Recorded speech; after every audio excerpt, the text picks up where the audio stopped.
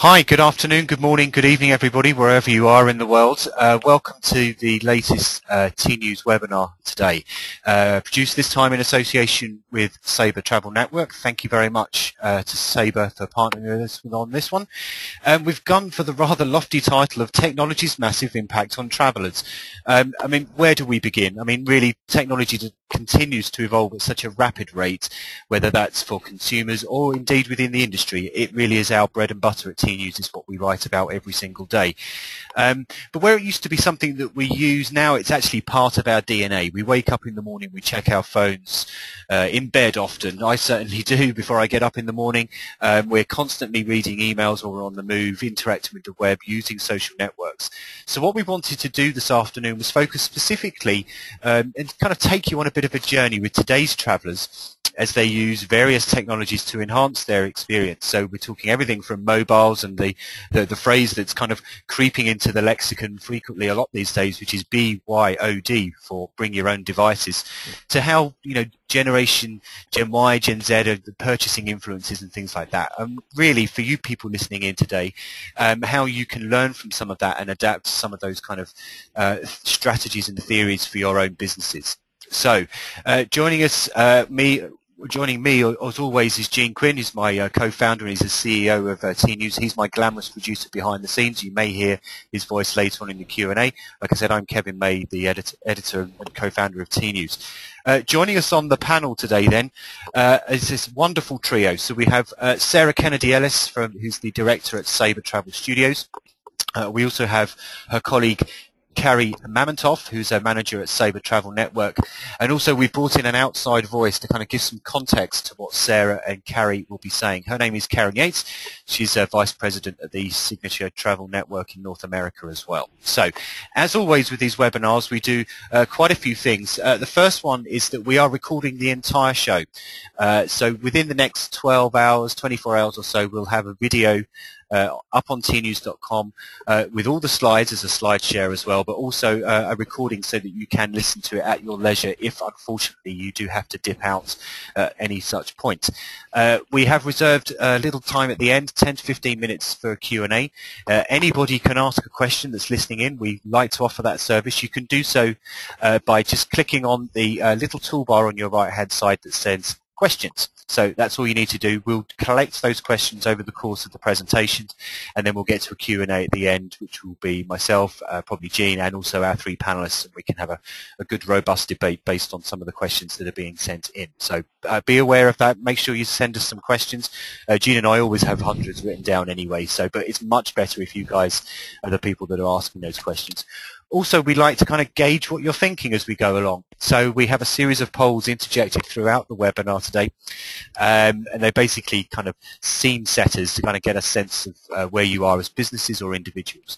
To give you a quick taster of how the poll systems work, how the poll system works, just a quick dry run now, so you can just familiarise you with this system. Very easy question, or I hope it's very easy. Where are you located? Please select one of those four options, please.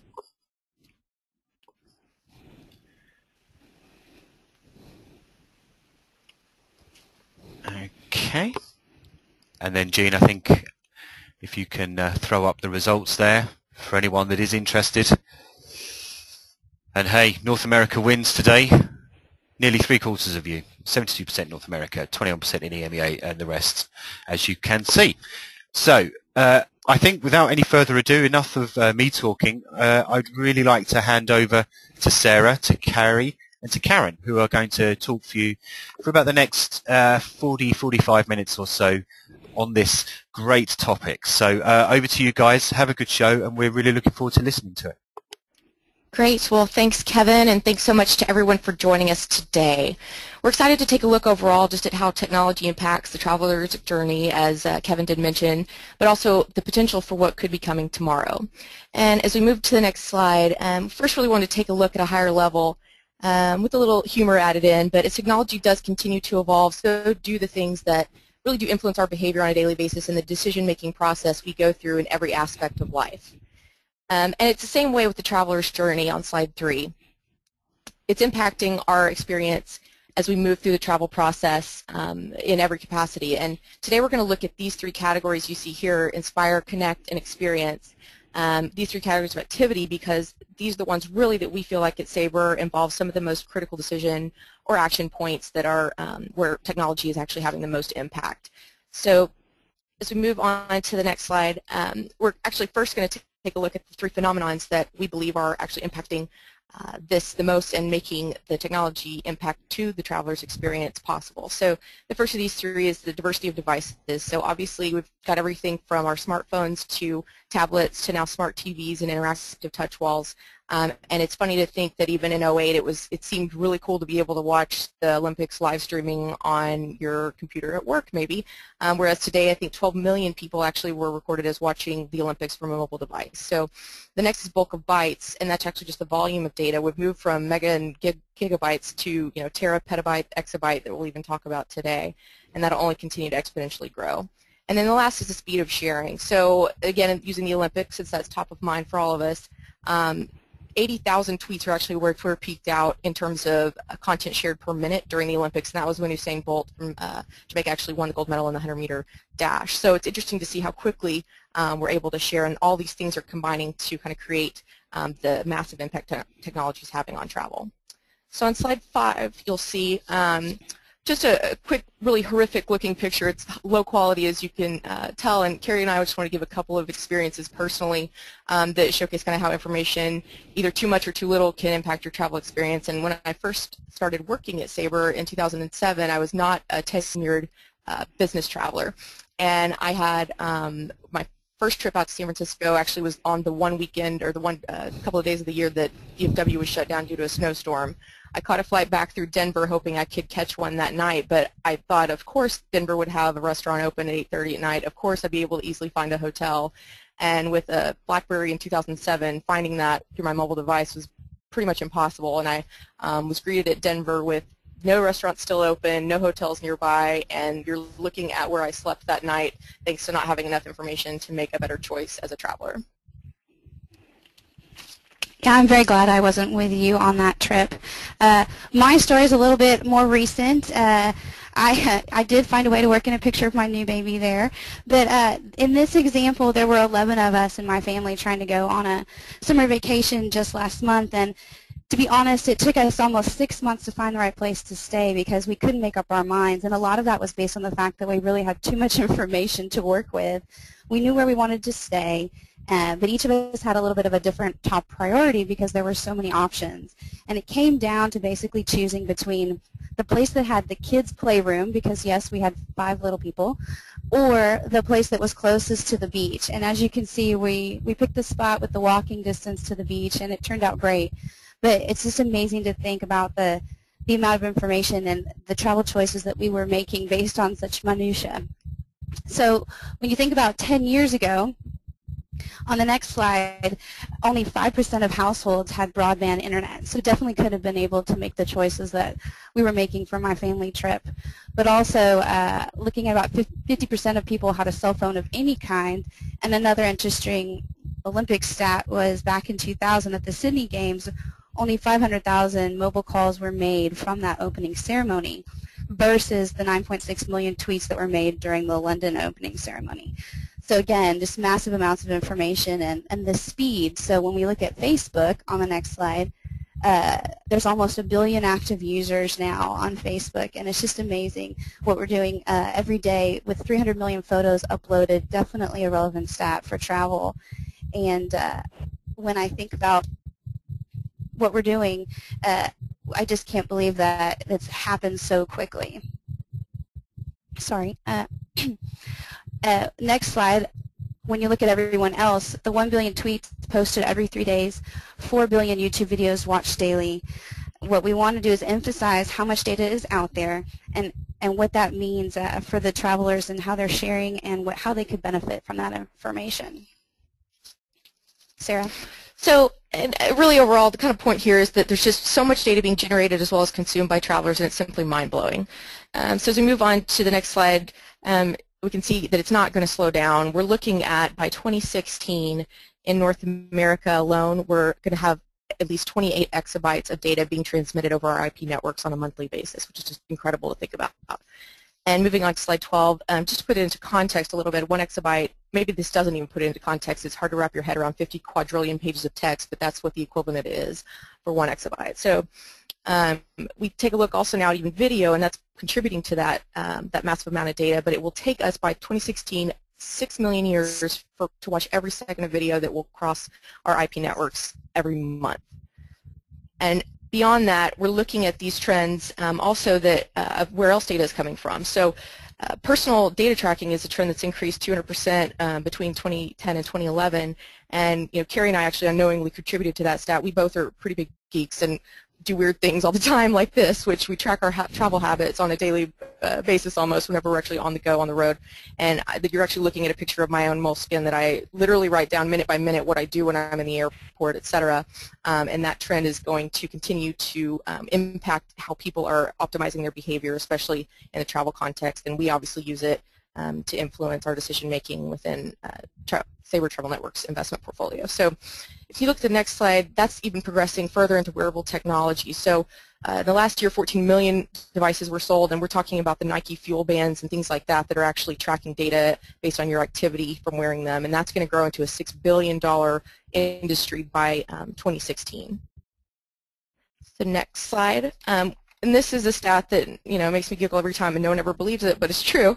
More people now own a mobile phone than do a toothbrush, which is a little bit scary. So, but beyond that, even taking a look at the next generation, Gen Z, seeing how they are starting to adopt technology. All of you who have nieces, nephews, and sons and daughters know how quickly they're able to adapt and use the touch interfaces that we all have on and have just recently gotten used to in the last 5 years. And 67% of them can use a computer, while only 11% of them can tie their shoes, and 37% write their own name. So these computer skills are trumping early life skills. And if we think about the impact that this will have on our future travel choices and who we market to sell travel, these kids are going to be impacting the choices that all their parents make from a technology perspective, and that will be every decision in their life in the future. So it'll be interesting to figure out how are we going to market to this generation, because their influence on the travel purchase process will become even greater than it's ever been before. So slide 18, that really shows us and leaves it as no surprise that smartphones are going to outnumber the global population by 3 times in the next 4 years. But beyond that, we're going to be taking a look at how these devices on slide 19 actually impact our lives, but also seeing how it gets a little embarrassing when we see some of these additional stats. And as many of you might be guilty, on the next slide, I'll show that 30% of employees do admit, and there's many more, I'm sure, who don't admit it, but have sent text messages while driving to and from work. And even beyond that, looking at driving's not the only place where that's a little bit of a dangerous activity. We're now actually seeing up to 1,200 annual injuries reported through hospitals in the U.S. per year that are suffered while people are actually walking and using a mobile device, which just shows you how immersed we are in our phone on a daily and minute-by-minute basis. Finally, looking at what we're doing while we sleep. So this stat, 54% people are actually, while they get into bed at night, they're checking their phone. When they wake up, they're checking their phone. And the scary thing is actually even throughout the night, we're now starting to do that. It's the first thing we think about. So it's starting to interrupt our sleep patterns in ways that are inevitably going to have impacts on our health long term. So figuring out how to detach ourselves from our devices for the betterment of our health is going to be important in the future.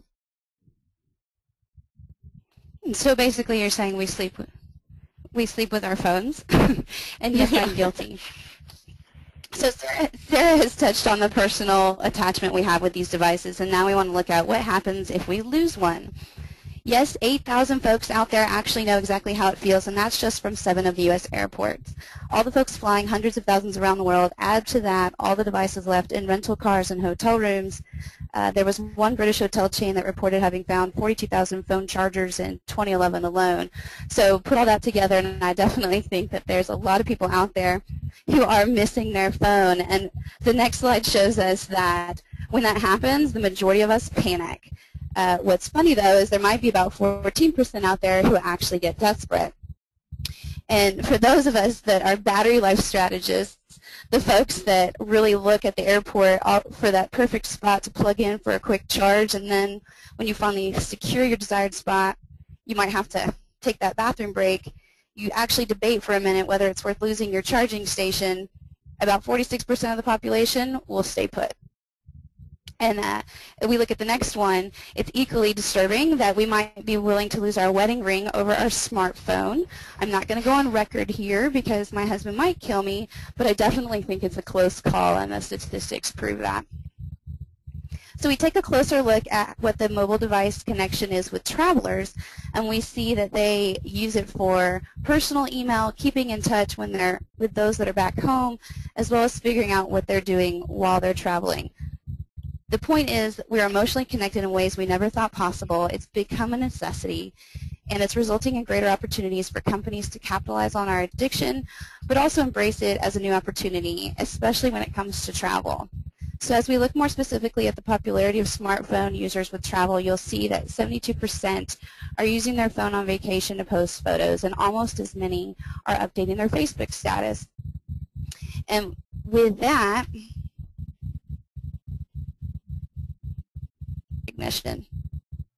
something like Siri on the iPhone, and while that may be wrong a third of the time, what's interesting is that travelers have been out there using it first and figuring out how it's helping them when they travel. So we can look at this as a way that we do have a lot of early adopters out there, and it's going to help us and figure out how to take advantage of that as we look at the next technologies coming.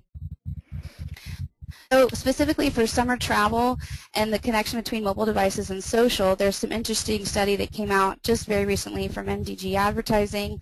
They found 52% of travelers are using social media to influence their travel plans, with Facebook having that biggest part of the influence. And then on the bottom graphic, while there is a slight trend with the younger audience being more active with their phone while traveling, when you look at half of 1,700 adults responded saying they expected to use the mobile device on a trip, that's very telling, and obviously we can expect that it'll keep growing from there. So we want to stop here and really think about why is this massive amount of information worth keeping up with, and why do we want to study the types of devices that are changing, and what is the speed of the information and the volume of the data, and what is it doing to travel? Travelers are going to keep evolving to find the technology that's right for them, and that's what we want to look at today. So we'll go back to this slide with the inspiring, the connecting, and the experience, going on to the next slide. And what we've done is look at the travel life cycle, and everybody's going to have a little bit different context of where that starts and where that ends, but we've taken a look at all the points of impact for technology and travelers, and we've broken it down in these three areas. So inspiration, the catalyst for why you're traveling, connecting, what's the point that you determine the when and the where, and with whom are you going to take that trip, and how are you going to make it happen. And the experience is about what your trip will entail and what actually happens when you are traveling. And so Sarah's going to start us off with the technology that's inspiring travel, but first we're going to take a poll. So Kevin? Yeah, hey, so thank you very much. Great stuff so far, thank you.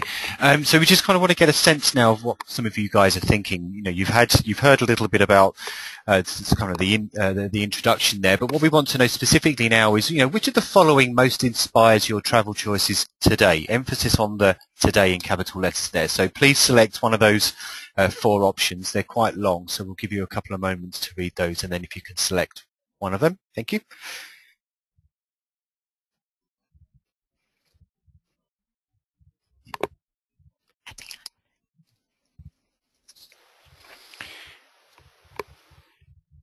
Okay, those results are starting to fly in now, and I think, Jean, if you want to show the results of that poll. So just over half, 57% have said searching and browsing the web for your own ideas, and the second one there with just under a third there is social sharing of reviews, photos, videos, and more.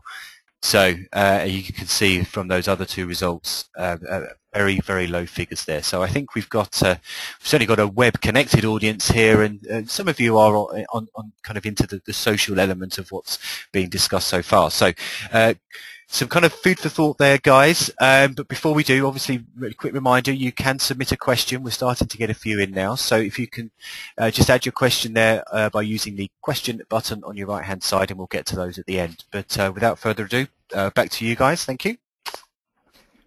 Right, so what we're going to do is start here with Inspire, and so you know what's coming.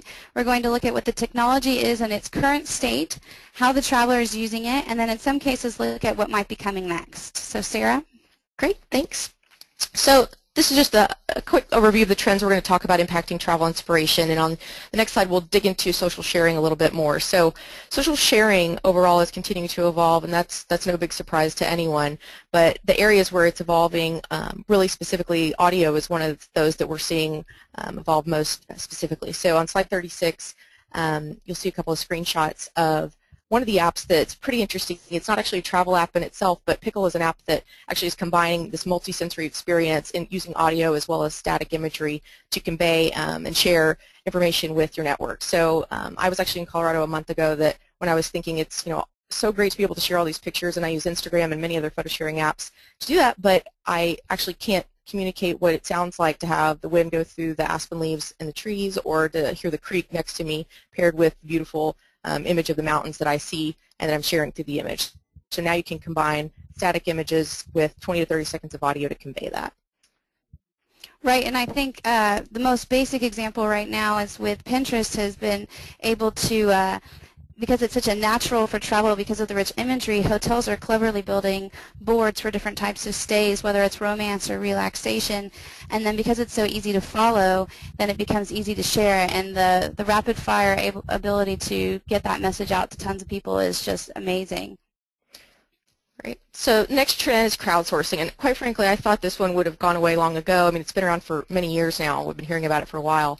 But the really interesting thing is how it's being so creatively applied in new ways. So people are really putting the power of the crowd to use in completely different categories than we ever originally started thinking crowdsourcing would enable. So one of those is obviously in the fashion industry. We're seeing it pop up more and more with Polyvore and Style It and other web apps that are enabling you to kind of crowdsource and design something with your favorite designer and actually see that in store. So it combines that online to offline trend with crowdsourcing in a really engaging way that is actually driving incremental transactions for these retail stores. And so Waze is one other that's worth mentioning. It's been around also for a while, and it's an actual crowdsourced traffic application. We use it at Sabre a lot to get through the airport construction traffic, but it allows you to let other travelers and past people in they're commuting know where there are speed traps, where there's traffic accidents and everything else related to that you might need to know on the road.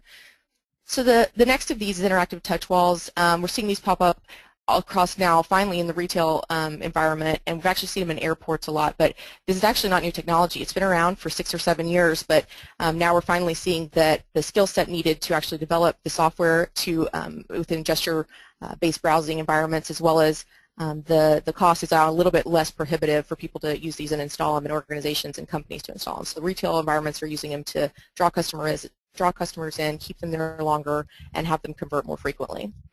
And looking at where that's going to head in the future, there's a lot of opportunity obviously in travel. Could be in destinations themselves. We could also have interactive trip planning on site, and it could actually be used in airports. It's already being used on a smaller scale in hotels a little bit, but even offline travel agencies could take advantage of this and create a destination in itself when you're actually traveling or planning to travel, and have that experience to see what it actually looks like standing on your cruise deck in a life-size interactive view or from your hotel window. So moving on to the next. Sorry, go ahead. Okay, sorry. Moving on to the next one, we were talking about immersive experiences, and Carrie, I know you had a couple of comments here, but we're looking at Tourist as one of those, as well as Teleport Me, that's actually enabling this panoramic 3D view of the destination or the environment that you actually want to engage in, and it's allowing people to have more immersive experiences when they're making complex purchase decisions around leisure travel. Yeah, and this is where I think you can immediately see where it fits into travel. I have to say, I think that could be great for service examples. You know, what if you could influence the travel selling process with more sensory options to allow for a richer experience and really just further enhance the desire to travel? So it'll be interesting to see where this one goes next. So next we'll take a look at second screen interactions, and all of us are probably guilty of this. We're now seeing that mobile devices are used in the morning and throughout the day, desktop, laptops used during the day, and tablets used at night. And 42% of tablet owners are using their device while watching TV. So starting to see how smart TVs, which are projected to be in 50% of households by 2017, how those are going to start to interact with our second devices that we use while we watch TV is going to be really interesting to see. Yeah, Sarah and I kind of laugh about this one because we're the kind of folks that will sit and watch TV and play with the iPad at the same time. And something as simple as being able to watch a show like The Amazing Race that has that travel inspiration aspect allows you to go online and look up those travel destinations that they're experiencing on the spot. And I think in the future, what we're going to see is that the TV and the device are sharing information intelligently, and they're automatically bringing that information to you instead of driving us to manually do it as we are now. So the next slide is you're viewing now, information overload, which is really what we're talking about overall here. Actually, back one slide, Jean, to the, yeah, so it's what it's driving is these attention deficient societies that we are becoming, and we really are now. And we have to kind of process things now in shorter and shorter sound bites. But what it's actually causing is it's starting to inhibit our travel decisions and having, giving us pause or really giving us reasons to even delay travel experiences because we know too much. We're able to predict what's going to happen too frequently, and so a lot of people are starting to delay leisure travel for many different reasons. For me, I've done it even this summer knowing I was potentially going to have some news happening or things come out and I needed to be here in the office, and so I didn't take the trip. And small business owners are delaying for many of the same reasons, but a lot of them have too much to do. 50% won't take a vacation this summer, and that's great for the economy. That means everything's booming and coming back if we're all that busy, but it's bad for people. It's bad for kind of our work-life balance and the mental health reset that we all kind of need to be able to continue to be healthy each day. So. Right, so if you look at the next slide and we talk about, if we have a hard time keeping up with the phone itself, then there's reason to believe that in the future we will have a hard time remembering everything else we need to keep up with travel. And so Sarah's created this special app for me here about reminding me to take these things with me on my trip.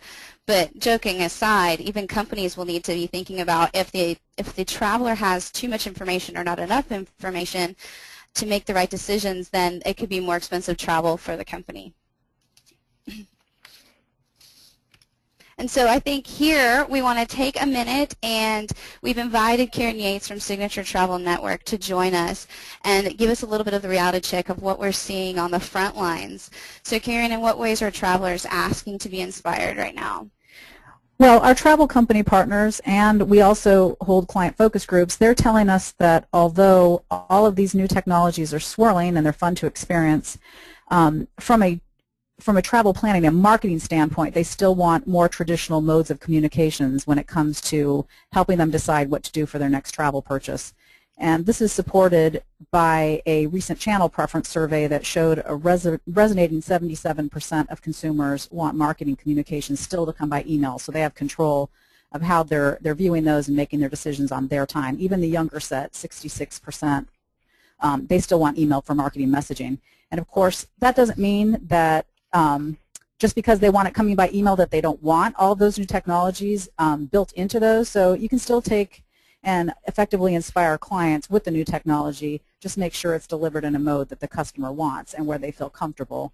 And for us, bottom line, statistically, we just need to look forward but stay grounded in how clients want to receive the information, and most importantly, really look at how they behave and make their purchase decisions using those technologies. Right, no, that makes sense. So thank you.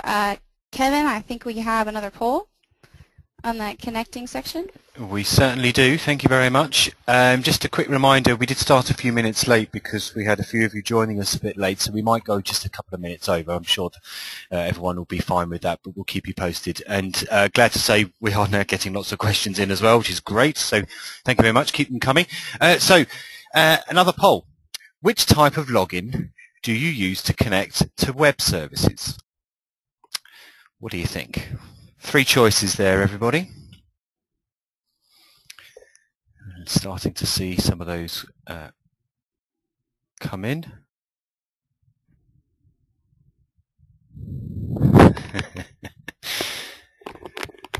Right, just a few more moments and then we'll display those results. Okay. Just 4% of you have said, what's a social login? But 2/3 have said, no social login for me, I just sign in where I want to go. So I'm not too surprised about that one, and just 30% of you say, I use my social login like Facebook or Twitter. I am in the middle one for the record. So back to you guys. Thank you very much.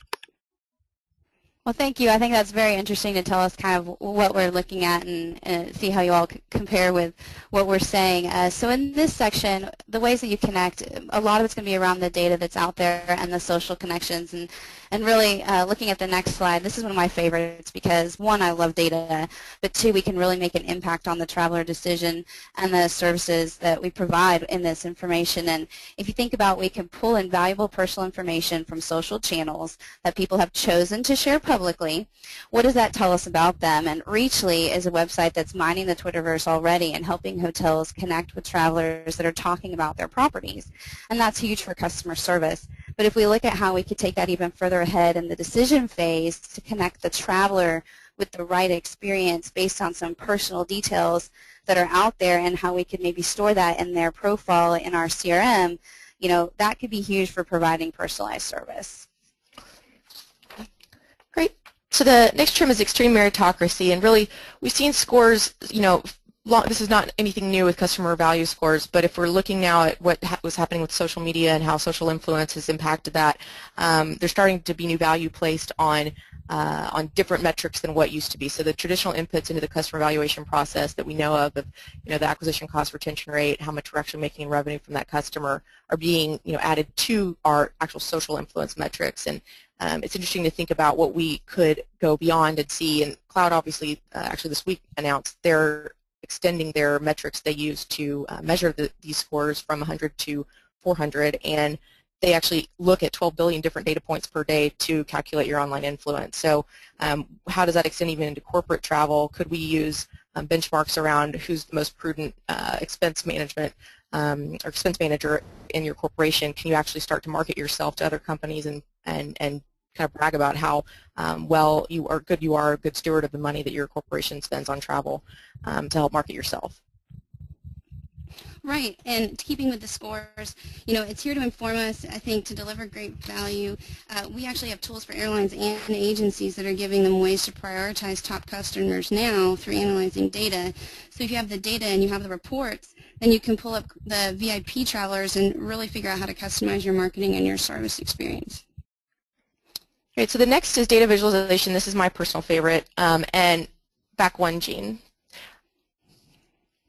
And data visualization overall is just really interesting, especially because of its democratization. So now everybody can create infographics on sites like Visually, and if you look on the right, looking at interactive data visualization is even more powerful. How do we actually reveal patterns in complex data sets that you couldn't see otherwise? So could we use this even with human trafficking and travel, knowing there's so many different inputs that independently don't mean much, but if we combine them in a data visualization environment, maybe they could actually reveal things that would help us reduce human trafficking globally. So as we move on to the next trend, NFC mobile payments. Obviously, you guys have probably heard of the deal that Starbucks did with Square, which is fascinating.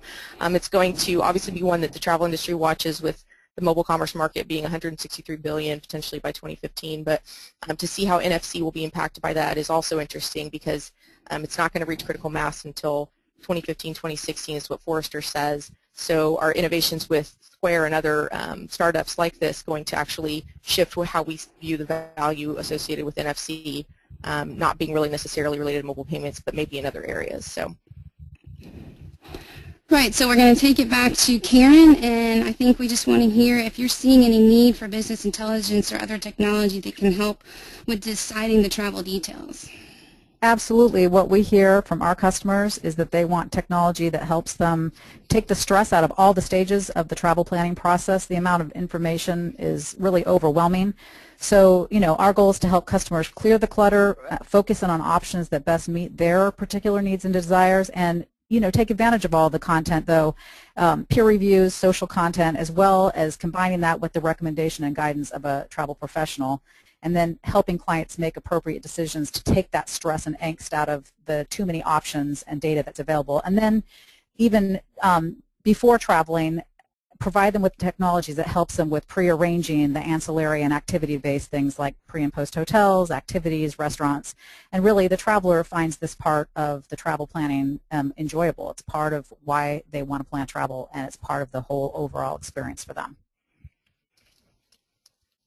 And that's it. Great.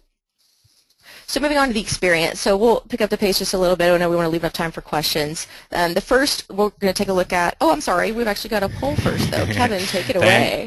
Thank you, Sarah. So we'll whiz through the last poll. Let's just find out what some of you guys like to do. So which of the following digital activities on a trip appeals to you the most? Sharing, checking in, uploading, or using your phone as a guide?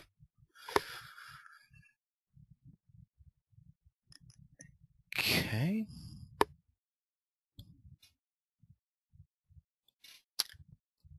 Very interesting. Okay. We do have what looks like to be a reasonably overwhelming winner here. Let's see those results, Jean. So yeah, just over half, 55%, would use their mobile device as a guide. That sharing details of a city walking tour doesn't seem very popular in the other two, roughly around 1 in 5 of you. So interesting again. So back to you girls. Great. So moving on to recording personal travel histories. This is a trend that's appealing for the same reason we all love to work in this industry. So travel really is a part of life's most cherished moments. Facebook released a study this week, I think, that said stories that are shared on their site, I think the 42% related to travel, which is the top category. It's pretty cool to think about now with our mobile devices, all the data we can capture, that we can actually record our travel histories and potentially relive those in more vibrant ways than we've ever been able to before. Next is self-charging technology. Right, so here we are just looking quickly at how sustainable design is influencing what we're going to do next with our ability to charge our devices. Obviously there's a lot of e-waste out there now and people are trying to figure out what they're going to do, but I think it's also really interesting to think about these different types of energy, kinetic and being able to have body heat recharge your device. It could also mean that it's one less thing we have to travel with and maybe enables us to go to more rural or unusual places, and if we want to, be able to stay connected. Great. So the next is trading data for convenience, and you guys answered actually a poll question very much related to that. So, all of us are probably guilty, and I wouldn't say guilty, but we've proactively decided to give and press that allow button begrudgingly, but to do it to trade off a few seconds of time and to not have to create another username or password. So we're all doing it.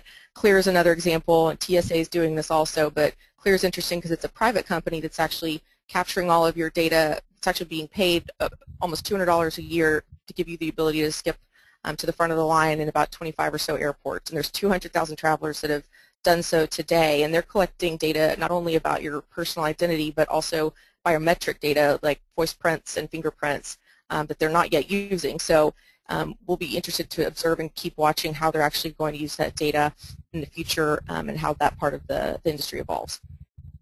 So in the future, the other thing that could impact that obviously is when we're talking about biometric authentication, the positives there are that it actually could reduce a lot of the identity stuff that the user and password framework today, which is really no longer acceptable, continues to enable. So we'll see how that evolves and helps give us all the ability to regain some control over our personal data, but who's going to actually be the universal standard provider for biometric authentication will be really interesting to watch. Right, and so the next trend, the online to offline, really just means that we extend the online experience into other offline means. And a couple quick examples. Meshu is a company that is designing 3D jewelry from Foursquare check-ins, and so you'll see her necklace and how there's all these point-to-point connections. It's just literally showing where those connections were and what kind of map picture that would create. The other one is a lot of websites and tools popping up to take our memories from our social sharing and our mobile devices back into a printed memory book, and Scriber and Blurb are a couple of quick examples. So I think what we want to look at is just what are these opportunities to provide service after the trip and potentially go full circle to inspire the next one. So location-based. services are the next, and really we could spend a whole webinar on this topic, so we won't spend much time here to really do it justice. But overall, we're talking about location-based, but also even trip-based services. So thinking about how all of these services are things that really record our travel experience, and how applications like the trip case applications of it's our own are actually impacting this today. So trip-based services that combine location as well as itinerary data are fascinating to watch, and we're seeing even with trip case users, on average, they are accessing these applications in transit 8 times at least or more. And we're also seeing when trends that show us potentially where and when travelers are starting to think about what devices are going to need to support them on their trip. So on average, we see trips imported about 10 days prior to travel, or at least components added to their itinerary, because that's when we're seeing them starting to kind of think about that trip. So it's interesting to watch that trend evolve. And finally, quantified self and behavior optimization. This is another of my favorites, but it's similar to what we're talking about, the Nike Fuel Band, but being able to just track and quantify really personal data, behavioral data, and then use that to optimize your behavior and make better decisions based on it. And we're seeing that happen in a lot of different categories as well as travel. And on the next slide, you'll see just a quick screenshot of somebody I'm a big fan of, Nicholas Felton. He's actually the designer of Facebook's timeline, and it's called kind of the OG of digital life tracking in general, but he does these personal annual reports that he actually tracks every year since 2005. He tracks a ton of data about himself and then visualizes it in an annual report. It's pretty fascinating to see. So great. So I think we will go to Karen one more time, and around the experience, I think we're just curious, what data or tools are you hearing is most needed for serving the travel while they're in transit? As the poll clearly showed, having technology during travel that provides things like mapping historical data about the destination to experience, to enhance the experience while sightseeing and touring, getting around, restaurant recommendations and things like that is key. And it needs to take into consideration cost and availability of data, particularly if traveling overseas. That's really important.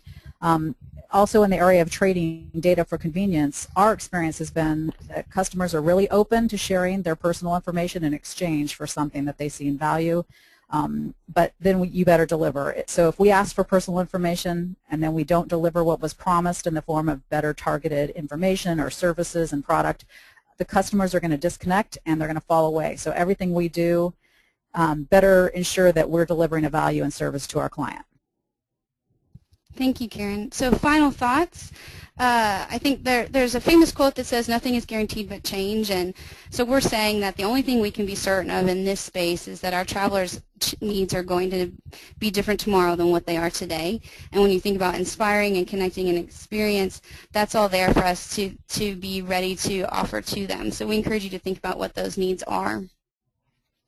And then finally, to wrap up with the quote that we really always point back to and why we consistently pay attention and study these trends. This is one of the first times I think we've really gotten out and talked about this in a significant, kind of lengthy full webinar way, but this is what we're constantly paying attention to at Sabre. But we're always looking at long-term trends simply because we've got to make sure that the technologies and the enabling capabilities we provide to our travelers and our customers throughout the travel ecosystem are really relevant in the world in which we deliver them and provide the value that travelers and customers are going to need at that moment. And so studying long-term trends really is kind of the key for us to doing that. And with that, we would like to turn over to Kevin to start the Q&A section. Great stuff. Thank you very much, Karen, Carrie, and Sarah. Lots of food for thought. We've got quite a few questions that have come in. You still have time. We're going to have about, we're going to go right up to the hour for the show. So if you do have any questions, you can still submit them, but we've still got quite a few here. My first question, and it actually relates to one that Don Birch, hi Don, I think he's been our most regular listener throughout these webinars, but he kind of asked the same kind of question as the first one that I'm going to throw at you. And this is, what is this kind of technology, kind of immediacy, or the opportunity that people have to be instantly connected, the constantly connected traveler? What is it doing? And maybe this is in particular for Karen or for you guys at Sabre. What is it doing to kind of the purchase cycle? I mean, how is that changing as a result of that? And it's a deliberately open-ended question because we might be able to drill down to other elements of that. But I just wonder in particular what kind of changes we might be seeing to that kind of purchase cycle. I think Karen will probably have some really great comments on this as we turn that over, I think on our end, obviously, in a lot of different ways online, we're seeing even more sites that travelers are visiting to get information, and it's actually just kind of overwhelming people. And I think Carrie's personal story was a pretty good testament to that. But Karen, I don't know if you have any comments on that based on what you guys are seeing in your business. Well, obviously for us, that shows the value here for us of why you would seek out a travel professional, because this information is kind of like drinking from a fire hose. They're seeing their friends posting things on social networks, and they're tweeting about it, and they're sending emails and text messages and things like that. So really having a travel professional helps them to get through all that clutter, and I mentioned that in my comments. And then ensuring that on our side, from the travel professional side, that we're watching the behaviors that the clients are taking, and that we are then delivering to them the right offers at the right time based upon their past behaviors, what they've asked about, and what they indicate their preferences are. Okay, and just one more from me before we dive into the audience question. Karen, you talked about, you're asking customers for data. I mean, do you get many of them that kind of stick their hand up and say, oh, I'm slightly worried about privacy concerns, or do you think that's something that seems to be, so 2010, 2011, are people getting over that if they do have those kind of privacy concerns still?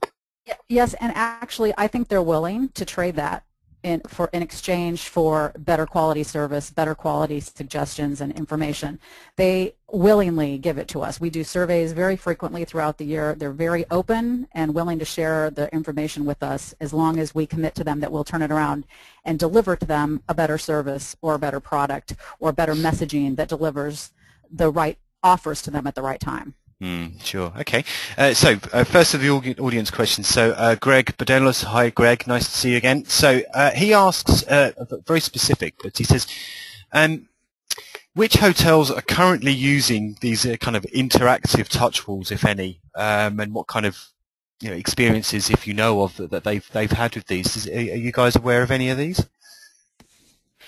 Yeah, and I don't want to misspeak about which brand or chain it is, because I know it's a larger chain. It's actually it's a mid-level, or I think it's a 3 or 4 star property chain, but it's one that actually is advertising these touch walls through commercials, and they're really only the size of either 60-inch kind of screens. We're not talking about these full life-size floor-to-ceiling screens yet in hotels, but what they're doing is actually using them a lot for local activity information and just in-destination content and information about their surroundings based on where the hotel is located and what's available to them. So it's trying to engage the traveler in the lobby experience itself and trying to actually add technology to their lobby environment. But I don't want to misspeak about which chain it is because I'm not 100% certain. I remember correctly. Come on, Sarah, you can tell us, but no. I know. I can tell you probably by 11 o'clock. I'll let you know. Okay, I mean, just actually a good example of that, for fear of plugging one of our own stories, but we did have an article on Tnooz yesterday where Gatwick Airport here in the UK, they have teamed up with Tesco, which is a very large supermarket chain, certainly here in Europe, to have these interactive walls. And the idea is that passengers in the departure lounge, if they suddenly think, oh, we might need this when we get home, they go up to this interactive wall, they scan, they can search and browse for certain items on this wall, they scan it with their phone, and then the item will be automatically delivered to them on the day they return home, which is kind of nice. It's only a trial. They're not quite sure how it's going to work. They've launched it during the busiest fortnight of the summer, I think, to kind of get a sense of how well this is going. So that's a good example within the I guess the airport environment. So let's go. Kevin, I also do have the answer. It is. I thought it was Courtyard Marriott, but I wasn't certain. But it is. So they're the ones who are doing that, and they're advertising it even through TV spots. As a part of their overall ad campaign to draw people in. Ray Leavitt, who's listening in, has just said that the Miami Intercontinental has some touchscreen walls. Next audience question. We've suddenly had a flurry of them come in, so I'm just trying to go through some of these. Vanessa Welter, hi Vanessa, she says, can you recommend any great virtual guides that will work for whatever location I'm in so that I don't have to download hundreds of city apps? I feel your pain, Vanessa, on this one. Karen, I actually think, don't you have an idea for that one? We do. We actually have a mobile app that we've designed. It's called Pocket Travel Consultant, and it allows you to pre-select your cities and download them locally to your device if you choose before you travel, so that if you're traveling, it's designed really for international travel. So if you're traveling international, you can download the city content prior to your travel, so that when you're in the destination, you don't have to worry about data. And yeah, and I think that's a great example. Then there's a ton of apps out. There's a lot of startups that are trying to kind of break into that space right now also, and are doing a lot in that area. But yeah, I mean, I think if we couldn't probably name them all. Okay, so Kevin, this is Gene here. I think all eyes may want to look towards Mountain View, California, with the acquisition by Google this week of Frommer's. Yeah. So I think that may hasten some activity in virtual digital travel guides.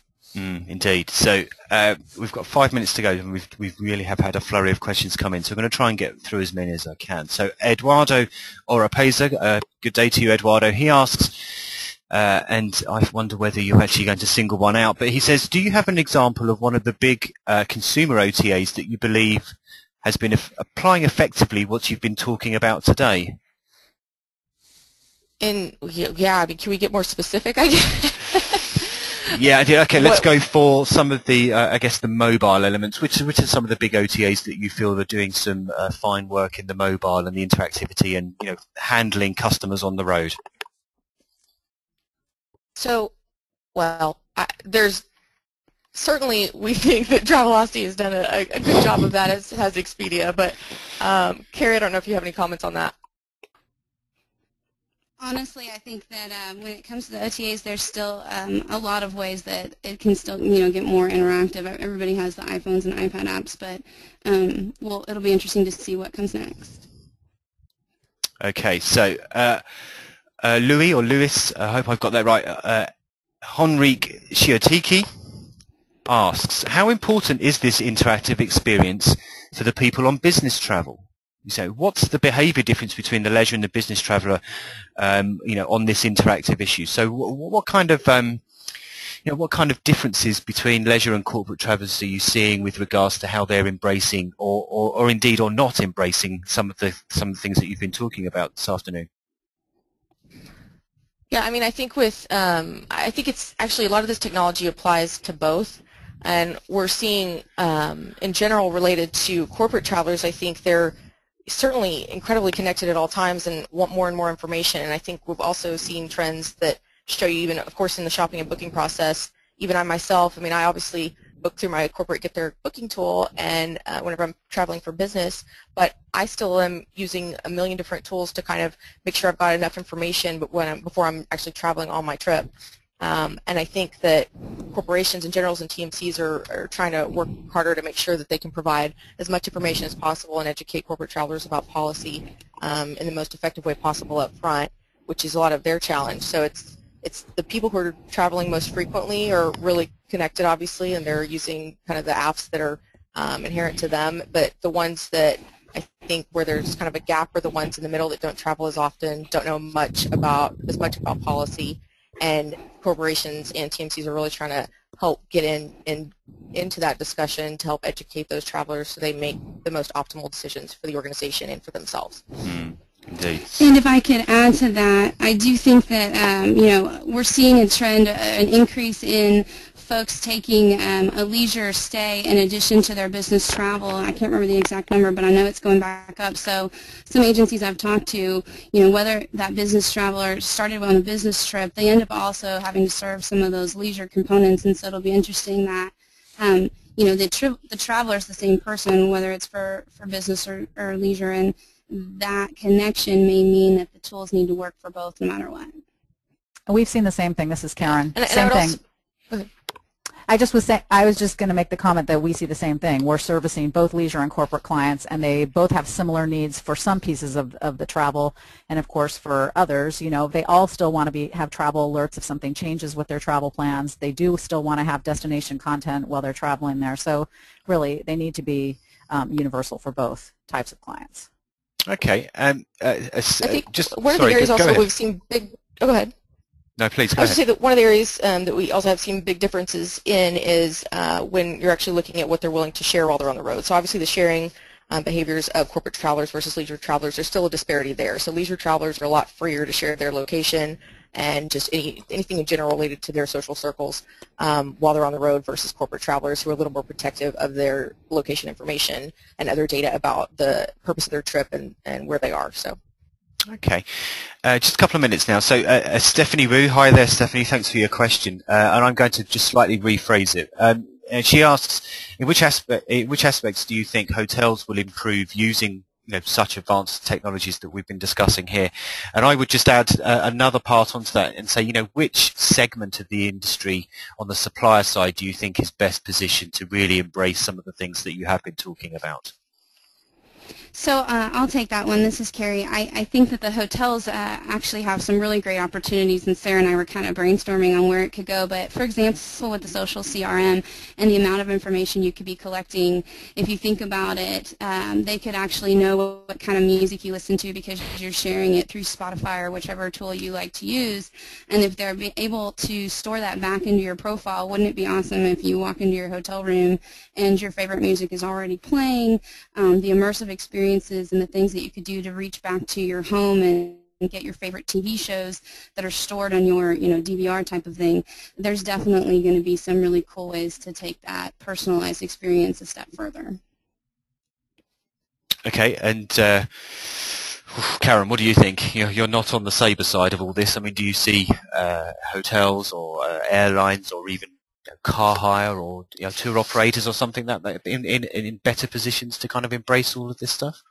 I believe they all should be, obviously, taking advantage of it, but I agree that hotels are the ones that should be able to, because you're actually staying in their properties, they should be able to take that and make your experience while you're there better for you. Yeah, sure. Okay. Well, we're right up on the hour here.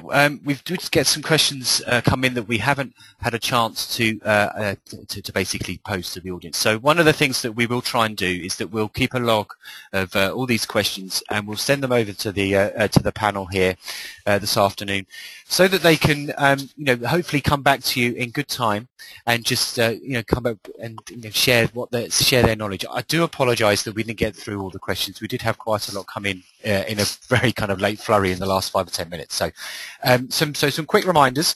The full video of this webinar will be on Tnooz, like I said, within the next 12 hours, probably by tomorrow morning UK time. And all the slides as well. There were lots of slides with some great content on. They will also be embedded in a SlideShare player on the same post. So it only really goes to me to say thank you very much to Sabre for partnering with us on this. In particular to Karen, to Carrie and to Sarah for their great contributions in the presentation.